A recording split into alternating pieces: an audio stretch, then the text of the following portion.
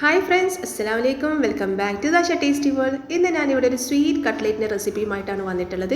നമ്മുടെ വീട്ടിൽ ഗസ്റ്റൊക്കെ വന്നു കഴിഞ്ഞാൽ പെട്ടെന്ന് നമുക്ക് വീട്ടിലുള്ള സാധനം വെച്ചിട്ട് എളുപ്പം ഉണ്ടാക്കി കൊടുക്കാൻ പറ്റുന്ന ഒരു അടിപൊളി സ്നാക്കാണിത്. നമുക്ക് വീഡിയോയിലൊക്കെ പെട്ടെന്ന് തന്നെ കിടക്കാം.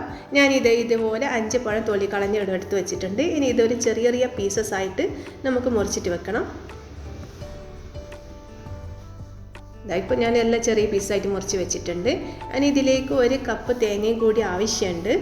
നമുക്കൊരു നോൺ സ്റ്റിക്ക് പാൻ വെച്ചിട്ട് അതിലേക്ക് ഇതുപോലെ 2 ടീസ്പൂൺ നിറയെ ഗീ ഒന്ന് ഒഴിച്ച് കൊടുക്കാം. അതൊന്ന് മെൽറ്റായതിന് ശേഷം അതിലേക്ക് പഴം ഒന്ന് ചേർത്ത് കൊടുത്തിട്ട് ഒന്ന് വഴറ്റിയെടുക്കാം. ഇത് ജസ്റ്റ് ഒന്ന് മിക്സ് ആക്കേണ്ട ഒരു ആവശ്യമുള്ളൂ, കൂടുതൽ വാട്ടേണ്ട ആവശ്യമില്ല. അതിലേക്ക് 1 കപ്പ് ഞാൻ തേങ്ങ ചേർത്ത് കൊടുക്കുന്നുണ്ട്. നിങ്ങൾക്ക് ഇത്രയൊക്കെ അതിന് തേങ്ങ ആവശ്യമില്ലെങ്കിൽ തേങ്ങയുടെ അളവ് കുറക്കാവുന്നതാണ്.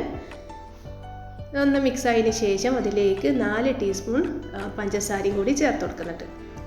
എല്ലാം കൂടി നല്ലോണം ഒന്ന് മിക്സ് ചെയ്തെടുക്കുക. പഴം നല്ലോണം വാടിയെടുക്കേണ്ട ആവശ്യമില്ല. ഇനിയിപ്പോൾ ഒരു 1/4 ടീസ്പൂൺ ഏലക്കായ്പ്പൊടിയും കൂടി അതിൽ ചേർത്ത് കൊടുക്കുന്നുണ്ട്.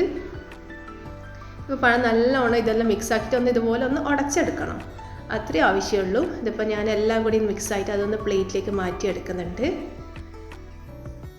നമുക്കിതിലേക്ക് ബ്രെഡ് ആവശ്യമാണ്. ഞാനതൊരു ജാറിൽ ഇട്ടിട്ട് ഇതുപോലെ ഒന്ന് പൊടിച്ചെടുത്തിട്ടുണ്ട്. ഇനി ആ പഴത്തിൻ്റെ മിക്സിലേക്ക് ഒരു 1/4 കപ്പോളം ബ്രെഡിൻ്റെ ക്രംസ് ഇട്ടിട്ട് ഇതുപോലെ ഒന്ന് കുഴച്ചെടുക്കുന്നുണ്ട്. ഇനി ഇത് നമുക്ക് കട്ട്ലേറ്റിൻ്റെ ഷേപ്പിൽ ഒന്ന് ഉരുട്ടിയെടുക്കാം. നിങ്ങൾക്ക് ഇഷ്ടമുള്ള ഷേപ്പിൽ നിങ്ങൾക്ക് ഇത് ഉരുട്ടിയെടുക്കാം. ഞാനിപ്പോൾ ഇത് ഈ ഒരു ഷേപ്പ് തന്നെയാണ് ഉരുട്ടിയെടുക്കുന്നത്. ഇപ്പോൾ ഇത് ഇത്രയാണ് കിട്ടിയത്.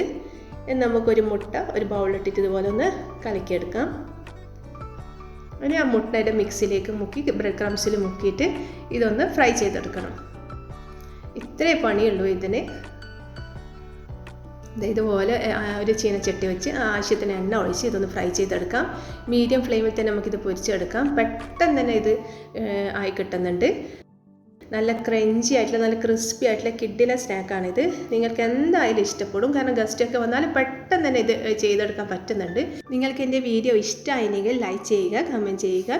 പിന്നെ എൻ്റെ വീഡിയോ ഇതുവരെ സബ്സ്ക്രൈബ് ചെയ്തിട്ടെങ്കിൽ പ്ലീസ് ഒന്ന് സബ്സ്ക്രൈബ് ചെയ്യുക. വീഡിയോ ഒക്കെ വലിയ കുഴപ്പമില്ലാന്ന് തോന്നുകയാണെങ്കിൽ മറ്റുള്ളവർക്ക് കൂടി ഷെയർ ചെയ്ത് സപ്പോർട്ട് ചെയ്യുക. നല്ലൊരു വീഡിയോയുമായി വീണ്ടും കാണാം. Till then take care. Bye bye. Thanks for watching.